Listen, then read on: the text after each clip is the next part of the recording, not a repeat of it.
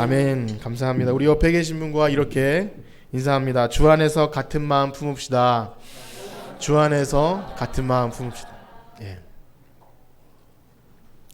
이제 빌립보서 4장에 들어가는데요. 1장부터 3장까지는 바울이 빌립보 교회에 대해서 너무 감사하고 또 너무 그래서 사랑하고 간구하고 이런 마음과 또 내가 예수 그리스도의 심장을 가지고 이렇게 복음 전한 것 이런 것들을 이렇게 말씀한 이후에 4장에 넘어오면 성도들을 향한 실제적인 권면이 시작이 됩니다. 그러니까 바울의 서신 대부분이 그런 구조를 갖고 있어요. 앞에는 원리 그런 교리 같은 것을 담고 뒤에 보면 그러므로 하면서 로마서도 그렇죠. 12장에 이르면 이렇게 삶의 원리들을 다루는 것을 보게 됩니다.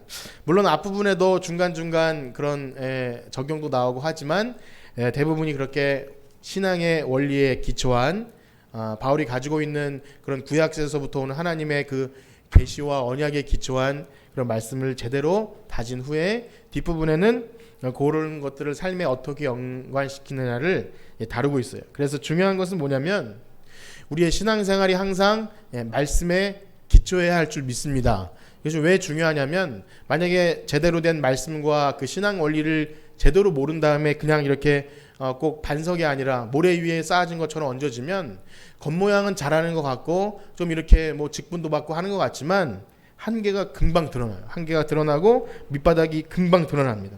그래서 진리의 말씀에서 오는 그 신앙의 기초 원리 없이 어떻게 보면 그냥 먼저 믿은 사람들이 그렇게 행하는 것대로 따라하는 것, 물론 따라하는 것이 다 나쁜 것은 아니지만 그냥 의미도 모르고 따라하게 되면 나중에는 그것이 그 사람의 어떤 성향에서 나오는 건지 모르고 그렇게 할 수도 있고요.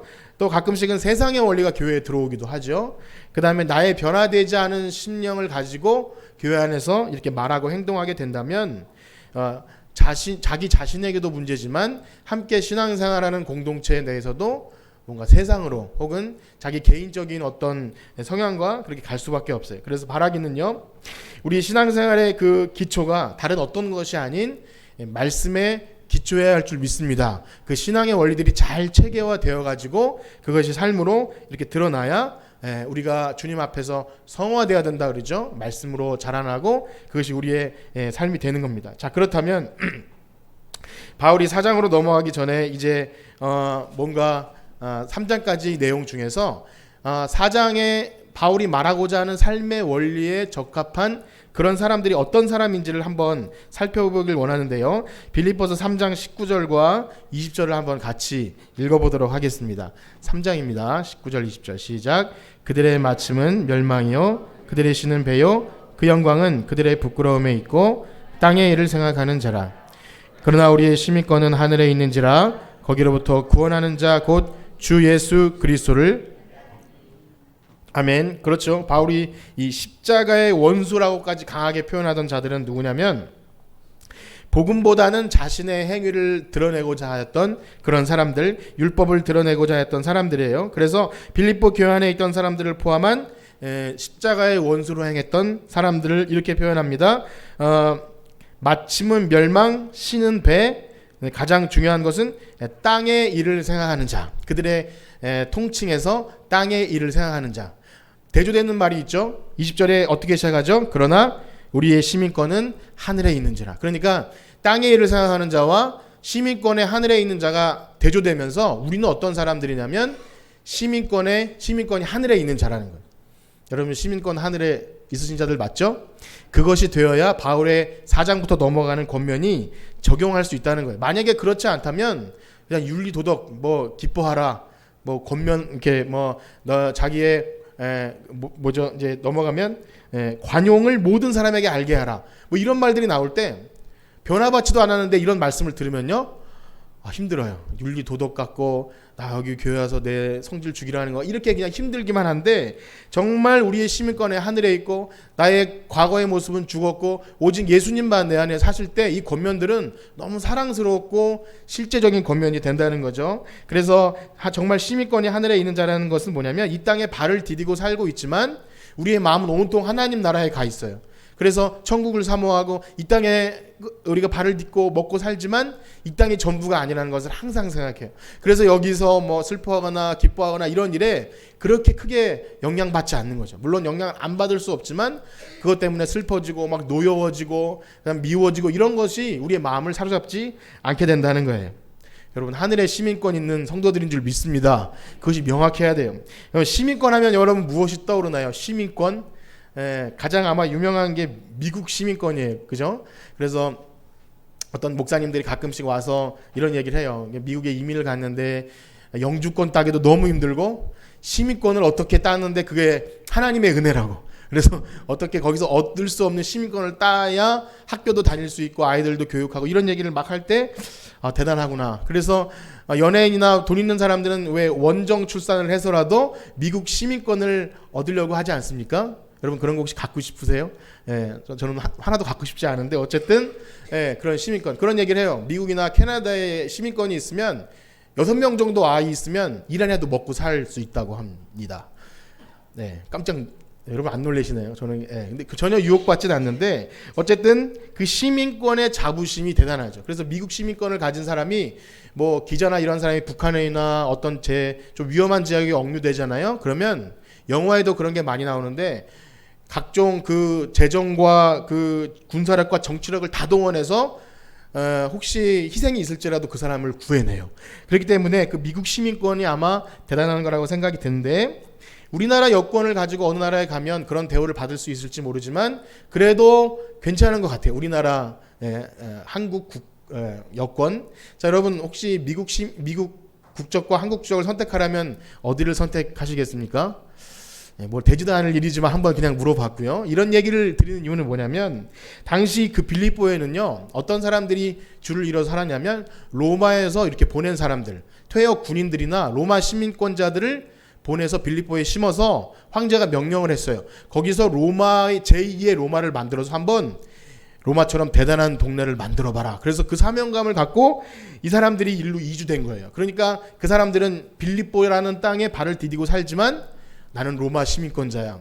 그래서 바울이 이런 배경을 가지고 시민권이라는 말을 할 때는 그들이 갖고 있던 그 자부심, 물론 빌립보 성도들이 로마 시민권을 갖고 있었다 아니다 그거보다도 그들이 그 문화 속에서 로마 시민권 짱이야 이런 사람들 속에서 하물며 로마 시민권을 가진 사람도 그렇게 자부심을 느끼고 사는데 당신들은 어떤 사람들인지 아세요? 하나님 나라의 시민권 있는 분들입니다. 좋으신가요? 뭐 별로이신 분도 모르겠습니다만 그런 거예요.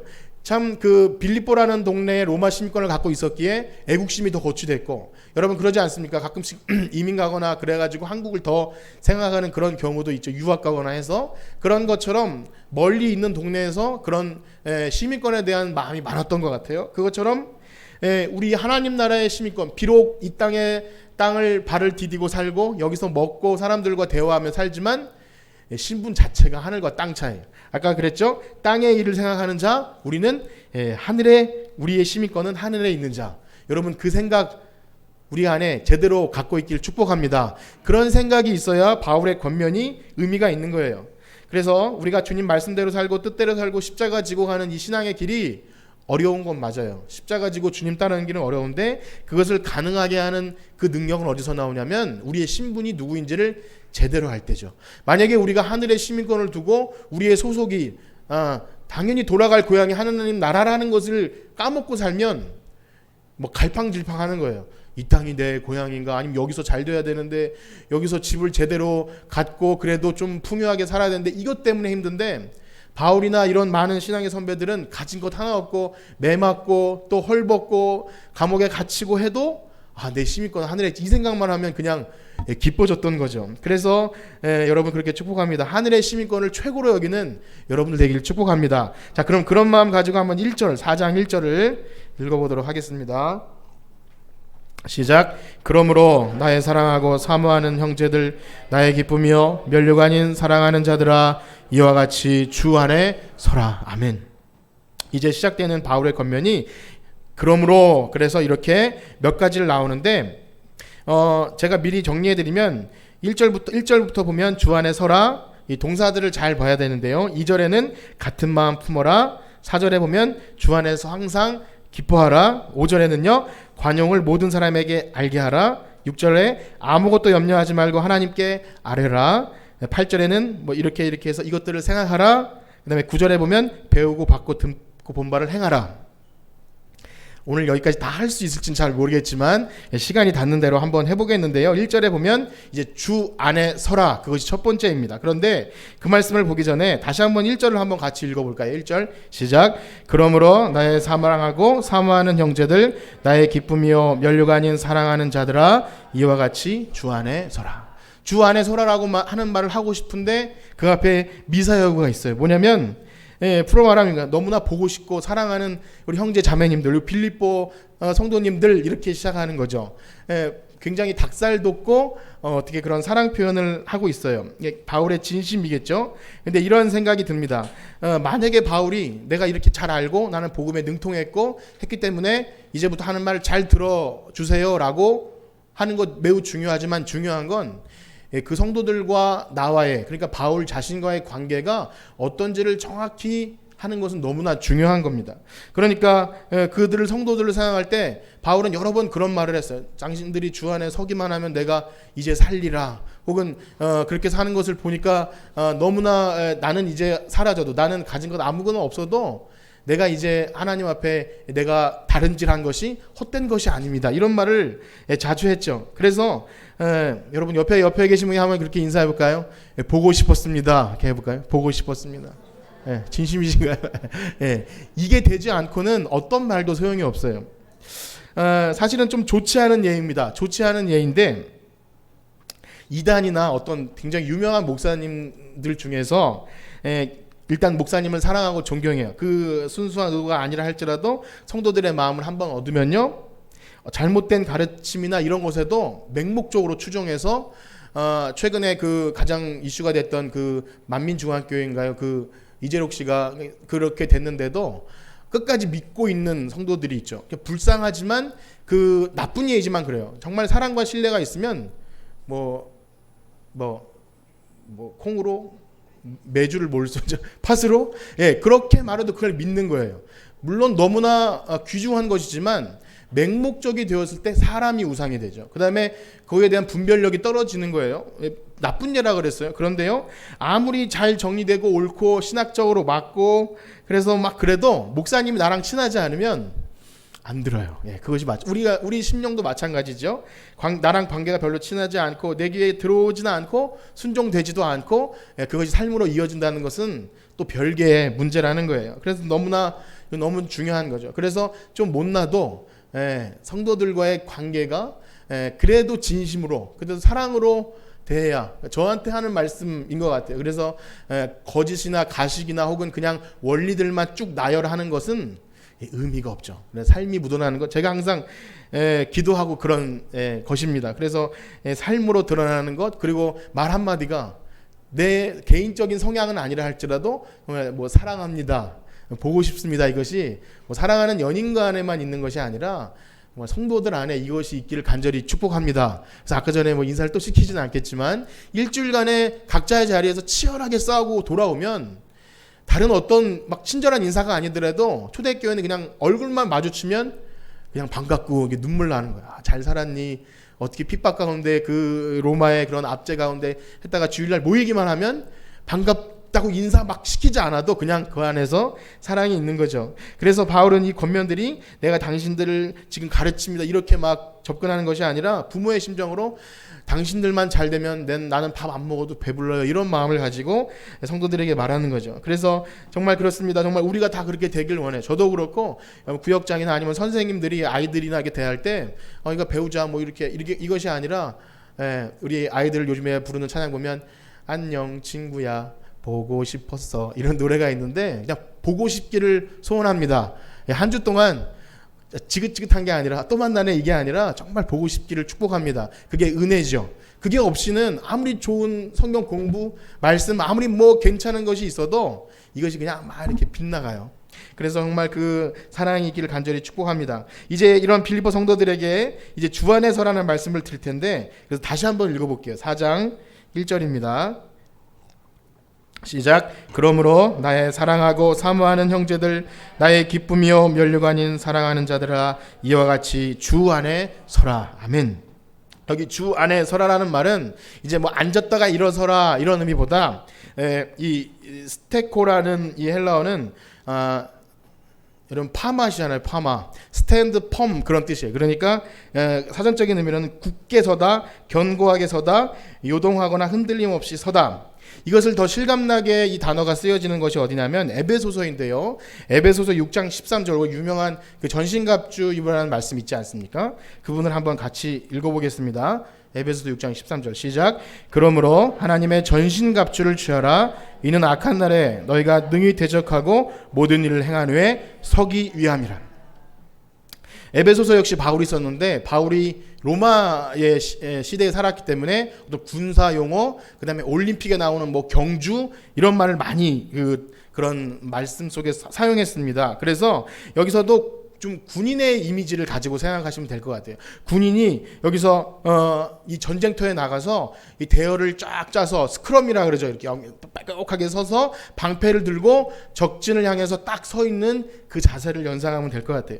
우리의 신앙생활은 싸움이지 않습니까? 그래서 성경에는 우리를 주의 군사라고 많이 표현하고 찬송가도 그렇게 하는데, 이 생각을 잊으면 안 돼요. 우리는 악한 마귀와 대적하여 싸우는 주님의 군사인 줄 믿습니다. 우리가 군인이라는 생각, 그렇게 싸워야 한다는 생각을 잊어버리게 되면 나태할 수밖에 없고 그냥 사탄이 들어와도 별 감각이 없게 돼요. 그러나 깨어있고 기도하고, 그렇지, 악한 마귀가 우는 사자같이 오늘도 우리를 삼키려고 하지, 이런 딱 깨어있음이 있으면 시험이 오는구나, 그럼 대적할 힘이 생기는데, 구 안에 굳게 선다는 것은 이것을 갖추고 있으라는 거예요. 그래서 교회는 이런 말을 많이 해요. 말씀을 굳게 지키고 마음을 굳게 지키고 지키는 것.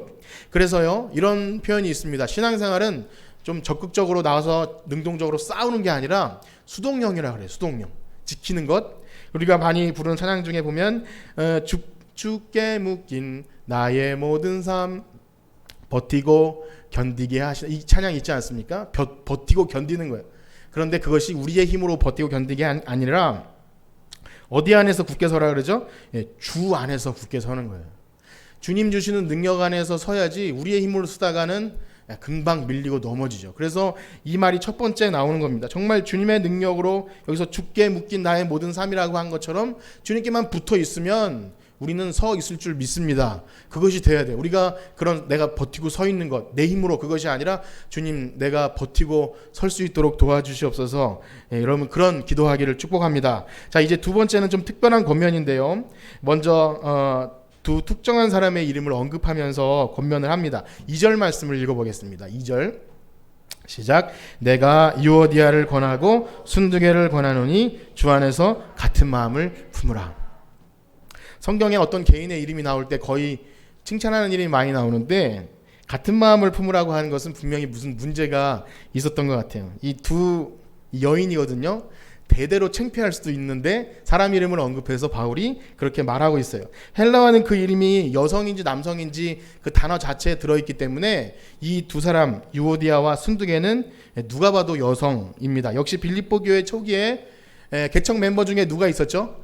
루디아 기억하십니까? 그 능력 있는, 외국에서부터 장사하러 왔기 때문에 굉장히 능력 있고 돈도 있고 자기 집을 내주는 그런 여인이 있었기 때문에 아무래도 여성들의 파워가 있지 않았을까. 물론 그것이 그때만이 아니라 오늘날도 한국교회 대부분 일하는 분들은 여성분들이라는 생각이 듭니다. 뭐 편견일 수도 있지만 많이 있죠. 특별히 실제적인 봉사와 일은 거의 여성들이 합니다. 그런데 무슨 문제인지는 확실히 모르지만 바울이 이렇게 실명을 거론하면서 이 문제를 언급했다는 것은 분명히 뭔가 큰 뭐랄까, 그 두 사람의 분쟁 때문에 교회가 어렵고 복음의 일을 감당하기에 어렵게 된 것 같아요. 그러지 않아도 교회 안 가밖에 얼마나 어렵습니까? 이단과 율법주의자들과 밖에 로마의 압제와 이런 것들이 두루두루 있는데 내부에 분열이 일어났다는 것은 그냥 에너지가 막 허비되는 일이죠. 모여서 함께 기도하고 뭔가 해야 되는데 그냥 뭔가 이렇게 전의를 상실하게, 군인이라면 전투력을 상실하게 만드는 그런 일인 거예요. 물론 교회는 다양한 사람들이 모입니다. 빌립보 교회만 봐도 그 간수도 있죠, 그 루디아도 있죠. 애들한테 물어보면 미친 여자라고 하겠지만 귀신 들린 여자도 거기 있어요. 그러니까 다양한 사람들이 이렇게 있는데 당연히 출신 배경이 다르고 삶의 그런 것도 달랐기 때문에 분쟁이 있는 것 당연합니다. 그런데 왜 굳이 바울은 이 두 여인을 창피하게시리 이름을 언급해서 그렇게 했을까요? 3절 말씀을 한번 같이 읽어보겠습니다. 3절 시작. 또 참으로 나와 멍에를 같이 한 내게 구하노니 복음에 나와 함께 힘쓰던 저 여인들을 돕고 또한 클레멘도와 그 외의 나의 동역자들을 도우라. 그 이름들이 생명책에 있느니라. 아멘. 여기서 저 여인들이 바로 유오디아와 순두개예요. 그러니까 그 사람들이 어떤 사람들이냐면 복음에 나와 함께 힘쓰던 사람들이라는 거죠. 그냥 보통 사람이 아니라 그냥 초신자가 아니라 초기부터 복음에 나와 함께 힘쓰던 저 여인들이라는 거예요. 만약 그들의 행위가 좀 이단적이거나 아니면 율법주의거나 무슨 문제가 있으면 바울이 이런 문제라고 언급했을 텐데 그것도 없는 거 보면 그냥 개인적인 문제 같아요. 나름대로의 마음 상함, 전문적인 심리학적 전문 용어로 삐짐 있지 않습니까? 삐짐. 네. 그렇게 그냥 뭔가 아주 사소한 일로 마음이 상했던 것 같아요. 그래서 어떤 무엇이 잘못이라고 얘기하지 않고 그냥 주 안에서 같은 마음 품어라. 네, 그렇게 얘기합니다. 그래서 참 안타까운 생각이 들어요. 두 여인이 얼마나 빌립보 교회를 위해서 헌신하고 또 복음을 위해서 몸을 내대고 하지 않았겠습니까? 그 대단한 사람. 그래서 여기서 그 굳이 직분을 붙이자면 유권사님, 순권사님 되겠죠? 특정 인물이 아니라 유오디아 권사님, 순두개 권사님 될 수도 있다는 거예요. 그 교회 중직자가 서로 문제가 생겼는지 무슨 문제가 생겼는지 정확히 모르겠어요. 그런데 개인적으로는 그분들이 큰 문제라고 생각하실 수 있어요. 개인적으로는 난 정말 이 문제 때문에 교회 나갈 수가 없다고 생각하는 문제일지도 모르지만 서두에 말씀드린 대로 우리의 시민권이 하늘에 있고 이 땅에 소망이 없고 우리의 시민권은 하늘에 있고 이제는 내가 산 것이 아니오 내 안에 계신 그리스도께서 사셨다고 고백하는 사람들이라면 이것이 이렇게 되면 안 된다는 거예요. 큰 문제라는 거죠. 그저 그냥 싸우고 말고 이 문제가 아니라 우리가 같이 하나님 나라에 들어갈 3절 끝에 보면 그 이름이 생명책에 있다 그래요. 함께 구원받을 천국 가야 될 성도들인데 이것 가지고 갈 수 없다는 거죠. 복음에 일은 제쳐놓고 그냥 일 안 해도 되는데 둘이 싸우고 있는 것 그만하세요 라고 말하는 겁니다. 뭐 그렇게 인사하진 않겠어요. 뭐 무슨 문제가 있으면 화해하라고 그러진 않겠지만 이것이 둘만의 문제가 아니라 교회적으로 큰 문제가 되었고 바울에게도 큰 근심이 되었다는 거예요. 그래서 이런 생각이 들어요. 정말 교회를 열심히 하고 큰일하고 하는 것과 인간관계는 별개가 아닌가 그런 생각이 들어요. 또 처음에 어땠을지 모르죠. 얼마나 열심히 했겠습니까? 그러나 나중에 시간이 지나고 많은 일을 해서 존경을 받고 또 그러다가 지난주에도 얘기했지만 그러다 보면 자신의 공로가 드러나고 먼저 된 자가 되죠. 먼저 된 자가 되면 나의 스타일, 나의 방식, 나의 영역이 막 있어요. 그런데 그것들이 침해를 당하는 것 같고 뭔가 이렇게 어떤 유오디아 순두개 중에 누가 좀 더 높은지 모르겠지만 그 방식은 내 방식 아니야 라고 싸웠을지 어떨지 모르겠지만 더 이상 견딜 수가 없는 거예요. 지난주에도 그런 말씀을 드렸죠. 우리가 교회 직분 감당한다는 건 정말 은혜 아닙니까? 설교하는 저 자신이나 누구나 은혜로 서 있는 거예요. 은혜 아니면 살아갈 수가 없고 그래서 구원해 주신 것만 해도 너무나 감사한데 주님 저에게 이런 직분을 맡기신 것 여러분 다 그렇게 직분을 가지고 계시죠? 그 은혜 잃지 않기를 축복합니다. 그것이 잃어버리는 순간 나의 의가 이렇게 꿈틀꿈틀 일어나요. 그래서 섭섭마귀가 들어오죠. 섭섭해. 왜 나를 알아주지 않아? 이런 것들이 막 드러나면 안 하니만 못하게 됩니다. 차라리 안 하니만 못하게 되죠. 그런데 이것이 남의 이야기가 아니라 바로 저의 이야기고 우리 얘기란 나의 이야기라고 생각하셔야 됩니다. 우리도 깨어있지 않으면 지금 당장 어떤 문제가 없이 신앙생활을 잘한다 할지라도 시험은 어느 순간 들어올지 모르는데 우리의 심기가 건드려지고 나의 알량한 자존심이 막 건드려지면 견딜 수가 없게 되는 것이 우리의 제약된 생각이에요. 그래서 기도 생활 안 하고 말씀 생활 안 하고 내가 있던 자리 제대로 못 서 있으면요 언제든지 내가 분쟁의 중심에 들어갈 수 있고 아주 사소한 것에 삐질 수 아주 먹는 것 하나에도 뭐 초대교회도 그랬죠. 구제에 누가 이렇게 제외되는 것 때문에 그 성령이 충만했던 교회가 분쟁이 일어나지 않습니까? 그것처럼 아주 사소한 일, 정말 뭐 예를 들어 이단이 찾아오거나 아니면 교회가 어떤 뭐 이렇게 외부적인 위험이 있어서 우리가 막 싸우는 그런 게 아니라 그냥 아무것도 아닌 일에도 마음이 상처를 받고 이것이 마치 대단한 일인 양 그렇게 생각되는 것, 그것이 바로 하늘의 시민권자, 내가 은혜로 이 부르심을 받았다는 것을 상실할 때 그렇게 된다는 거예요. 또 한 가지 잊지 말아야 할 사실은요, 교회는 완전한 사람들이 모인 곳이 아니라는 사실을 또 잊어서는 안 됩니다. 저를 포함해서 어떤 누구도 완전한 사람은 없어요. 만약에 어떤 사람들이 교회에 와서, 전 그런 얘기를 들을 때 참 한편으로는 죄송하기도 하고 한편으로는 안타까운데, 뭐 사랑이 없어라든지 교회가 뭐 그렇다 얘기를 들으면 도대체 교회가 뭔 줄 알고 그런 소리를 하는지 참 안타까운 생각이 들어요. 저 가정이 무엇인지 사랑이 무엇인지 알구나 그런 소리를 하는지 좀 안타깝습니다. 가정만 지키려고 해도 얼마나 힘들어요. 가정이 하나 되는 것 쉬운가요? 근데 각자 다양한 사람들이 각자 출신 배경이 다르고 나이도 다른 사람들이 모여서 하나 되려고 하면 뼈를 깎는 고통이 있어야 되고, 다 기분 좋은 것이 아니라 일주일 동안 각자의 자리에서 힘들게 살다가 와서 어떤 분은 애들을 데리고 힘들게 하고 그러는데 교회가 사랑이 없어, 이런 말을 들으면 아마 더 힘이 빠질 수도 있어요. 물론 죄송하다는 말씀 드린 것은 우리 더 잘해야 되죠. 우리의 감정을 다 내려놓고 정말 사랑해주고 해야 되는 건 맞지만, 교회는 원래 그런 사람들이 모인 곳이 아니라 죄인들이 모였기 때문에 싸울 수 있어요. 싸울 수 있고 분쟁이 일어나요. 그런데 또 중요한 것은 이런 말을 합니다. 정말 건강한 교회는 문제가 없는 교회가 아니라 그 문제를 어떻게 해결해 나가느냐가 더 중요한 거예요. 그래서 우리가 그런 생각을 해요. 문제 없다고 말하는 것은 기만인 것 같아요. 우린 문제 없고, 우린 괜찮아, 우린 잘할 수 있어 라고 하는 것은 용기를 불러줄 수 있지만 문제, 고름 이런 것들을 절대 없게 하지 못해. 중요한 것은 그것들을 우리가 어떻게 신앙과 말씀으로 헤쳐나가고 우리 어떻게 기도할까. 그래서 아까 부른처럼 우리 함께 기도해 주 앞에 나와 두 손 들고, 그럼 하느님께서 하늘의 문 열고 은혜의 빗줄기 내려주실 줄 믿습니다. 그럼 기도의 자리로 나오길 축복합니다. 혹시 마음에 어떤 그런 어려움이 있고 교회에 대해서 또 공동체에 대해서 그런 것이 있으면 기도하라는 명령인 줄 알고 기도하기를 축복합니다. 기도의 자리로 부르시는 거예요. 그래서 여러분 여기 많은 사람들이 모였지만 다 착한 것 같지만 건드려서 꿈틀 안 하는 사람이 어디 있어요? 그렇죠. 여러분 다 한 성격 하잖아요. 나가면 다 성격 있잖아요. 그렇죠? 그런 사람들이 모인 곳입니다. 그래서 여기서 자기를 자꾸 비워내고, 예수님 나를 위해서 죽으신 그 사람의 몸을 입고 오신 예수님 내가 본받아야지 하면서 서서 복종시키는 그런 자리지, 완성된 사람은 누구도 없어요. 그래서 3장에 보면 이미 얻었다 함도 아니고 온전히 이루었다 함도 아니라 앞에 있는 것을 잡으려고 쫓아간다 그러잖아요. 이 생각을 잊으면 난 다 된 줄 알고 착각하는 수가 있어요. 그래서 이 마음 잊지 않기를 간절히 축복합니다. 그래서 사람은요 오직 사랑과 긍휼의 대상이지 존경의 대상이 될 수 없어요. 만약에 어떤 분이 완벽하고 어떤 목사님이 완벽해서 그분 보고 신앙생활하면 물론 좋으면 좋지만 사람의 종교가 될 수 있어요. 그러다가 그 사람이 때문에 실망하면 신앙생활을 포기하게 되죠. 굉장히 위험한 겁니다. 사람은 누구도 존경과 신뢰의 대상이 될 수 없어요. 오직 예수님만 우리의 존경과 믿음의 대상인 줄 믿습니다. 그게 기독교죠. 만약에 그것이 아니라 어떤 사람이 도드라지고 그러면 이단 그 교주나 마찬가지가 되는 거예요. 교회 안에서도 어떤 일 잘하는 사람이 드러나거나 그렇게 되면 거기가 한계가 될 수 있어요. 그래서 여러분 사람은요 언제든지 우리를 실망시킬 수 있다고 생각하고 한번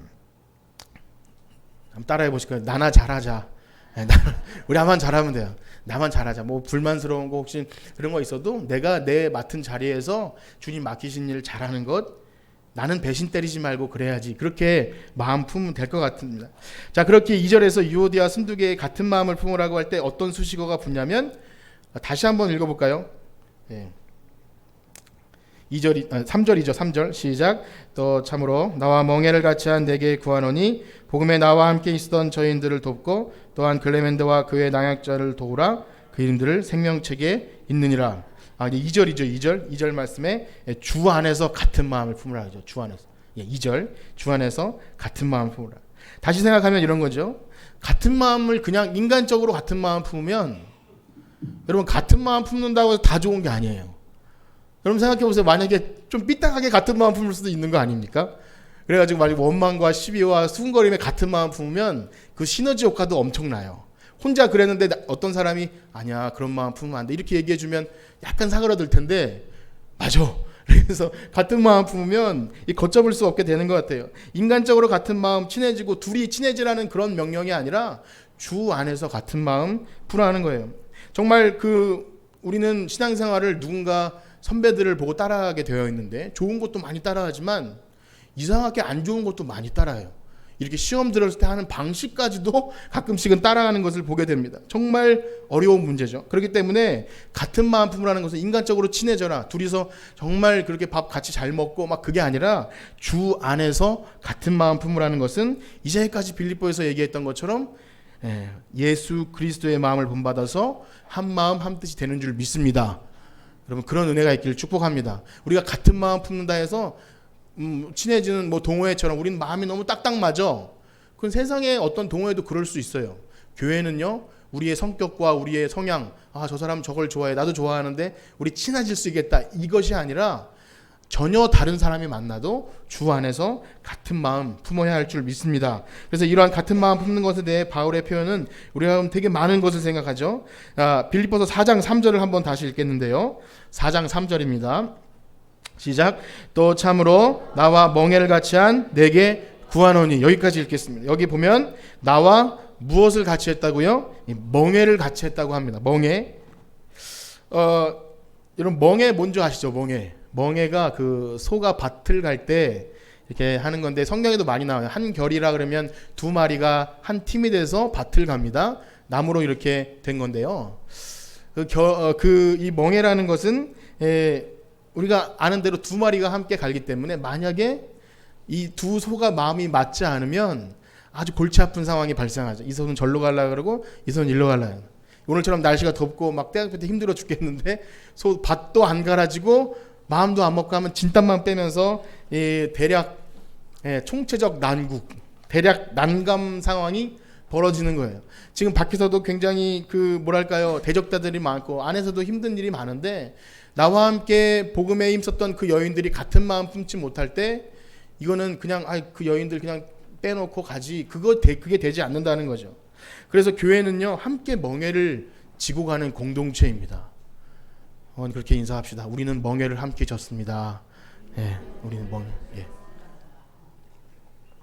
멍에를 함께 진 거예요. 너무 중요한 겁니다. 그냥 버려두고 갈 수가 없다는 겁니다. 그렇기에 바울은 멍에를 같이 했다는 말을 하면서 그 여인들을 도우라 그래요. 다른 클레멘드나 나와 함께 했던 여러분, 꼭 그 여인들이 화해할 수 있도록 도와주시고 그렇게 해달라는 거예요. 아무리 두 여인의 상태가 안 좋아도 바울은 돕고 살리고자 하는 거지, 전엔 잘했지만 이제 못하니까 그냥 그만하게 하십시오라는 그런 뜻이 아닙니다. 그래서 잘하든지 못하든지 그들이 만약에 십자가의 원수로 행하거나 아주 이단이 되어버리기 전에는 뭐냐면 끝까지 함께 가야 할 사람들이라는 것을, 우리가 아이들 요즘에 노래하는 거면 예수님이 십자가로 우리를 묶었네, 이런 가사가 있는데 묶어주신 거예요. 많은 생각을 하게 합니다. 저도 참 부끄럽게도 누구한테도 아무 말을 한 적 없지만 그런 생각을 많이 들게 돼요. 많이 하게 됩니다. 뭐랄까요, 제대로 못하게 됐을 때 이제는 못하겠구나, 이런 생각이 들어요. 그러니까 내가 아니라 어떤 분이 예를 들면서 되게 못하면 더 일을 못하겠구나, 이런 생각이 들어요. 근데 만약에 그렇다고 생각되면 그것은 세상의 어떤 회사나 노동시장밖에 되지 않는 거죠. 우리나라의 굉장히 큰 기업 중에 어떤 기업이 삼성인가요? 거기서 또 하나의 가족, 그게 이제 어떤 광고 멘트, 또 하나의 가족. 그래서 아마 회사 사람들을 또 하나의 가족처럼 생각하는 건지 아니면 국민을 그렇게 생각하는지 모르지만 실제로 기업에서 무슨 문제가 생기면 굉장히 매정하게 그렇게 한다고 하는 그런, 전체는 아니겠지만 그런 생각이 들어요. 세상의 기업은 그게 맞죠. 일하다가 일 능력이 안 되면 더 이상 회사가 짊어지면 안 되겠죠. 그러나 교회는 그렇지 않다는 거죠. 가족이나 형제나 자매들은 그 존재 가치가 일에 있지 않는 거죠. 그 일을 잘하거나 못하거나 문제가 발생하거나 그게 중요한 게 아니라 예수님이 우리를 하나로 묶어주셨다면 그냥 가는 거예요. 끝까지. 그렇기 때문에 여러분, 우리가 교회 안에서 실력이 있고 내가 일로 평가받으려고 하지 마십시오. 앞에서 찬양도 하고 여러 가지 하지만 내가 이것 때문에 존재하는 거라고 생각하는 순간 그것 때문에 문제가 생겨요. 그래서 정말 예수 그리스도 앞에 겸손한 신자로서 신자 되길 간절히 소망합니다. 신자로서 나는 이 멍에를 같이 간 사람입니다. 그래서 누가 이게 넘어지고 있으면 같이 가는 게 교회죠. 교회. 시나고그. 같이 가는 게 바로 교회입니다. 그런데 만약 우리는 이러한 시험에 빠지지 않다고 해서 난 괜찮아, 저분은 어쩔 수 없지, 그렇게 된다면 지금 바울이 말하는 그것과 맞지 않죠. 바울은요, 지금 당신들만 잘한다고 되는 게 아닙니다. 가서 도와주세요. 우린 다 생명책에 있습니다. 글레멘도와 같이 동역에 힘쓰던 사람들 모두 가서 유오디아 권사님과 순건두개 권사님을 도와주세요라고 말하는 겁니다. 아까 말씀드린 대로 교회는요, 문제가 있어요. 문제가 없다고 하면 기만이고 유체이탈 화법입니다. 우린 괜찮습니다 라고 말하면 문제는 해결되지 않지만 문제를 꺼내야 합니다. 왜냐하면 우리는 문제가 두렵지 않아요. 문제보다 더 크신 분이 누구죠? 하나님이에요. 하나님이 문제보다 더 크시기 때문에 하나님의 선하신 방법으로 문제를 풀어줄 줄 믿기 때문에 우리는 문제를 두려워하지 않아요. 더 문제는 뭐냐면 그걸 덮으려고 하거나 그냥 아무 문제가 없었다고 생각하는 것, 그것이 더 문제입니다. 그래서 바라기는요, 우리 교회에 문제가 있나요 없나요 물어보진 않겠지만 문제가 없다는 건 말도 안 되죠. 그러나 숨길 필요가 없다고 생각합니다. 서로 간에 말하고 대화하고 기도해주고 서로 나눈다는 것, 그게 교회입니다. 만약에 그것이 없어지는 순간 회사, 동호회 그거밖에 안 되는 겁니다. 그래서 9절까지는 못하고 여기까지 말씀을 하고 마치겠는데요. 두 가지로 정리를 하겠습니다. 여기서 오늘 이걸 좀 기억했으면 좋겠어요. 우리는 과연 이 땅에 소망을 두고 사는 사람인가, 아니면 하늘의 시민권을 가진 사람인가. 만약에 우리의 정체가 불분명하다면 우리는 이런 권면을 받을 수가 없어요. 내가 왜 헌신해? 내가 왜 참아야 돼? 이렇게 될 수밖에 없어요. 그러나 우리의 시민권이 진짜 하늘에고 내 이름이 생명책에 기록됐다고 생각하면 우리는 바울의 권면대로 같은 마음 품어야 할 줄 믿습니다. 만약 그렇지 않다면, 내 마음이 그렇게 되지 않다면 이 권면은 우리에게 아무 의미가 없겠죠. 그래서 오늘 진정 우리가 하늘나라의 시민권을 가진 사람이라면, 정말 가장 귀한 구원을 받은 사람들이라면 우리의 신분에 걸맞는 우리 모두가 되기를 축복합니다. 그것이 바로 주 안에서 굳게 서는 겁니다. 또 한 가지는요, 혹시 우리가 가는 이 공동체가 한마음 한뜻 되지 못한 부분이 있다면, 오늘 유오디아 순두개처럼 각자의 일로 이렇게 분쟁이 발생하는 것, 인간이 모였기 때문에 당연한 거예요. 성격이 맞지 않을 수도 있고 개인적으로 어떤 문제 때문에 그럴 수 있어요.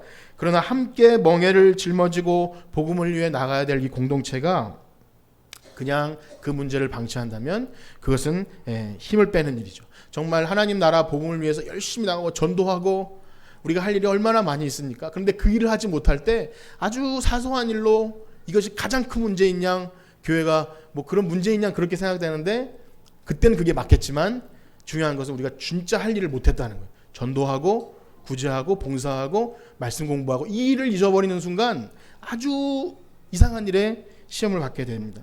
그래서 오늘 말씀을 마무리하면서 이 귀한 공동체가 정말 하나님 하늘나라의 시민권을 가진 사람들이 모여서 생명책에 기록된 사람들이 되어서 주 안에서 굳게 서고 같은 마음만 품는 우리 모두가 되기를 간절히 축복합니다. 우리 620장 찬양 여기에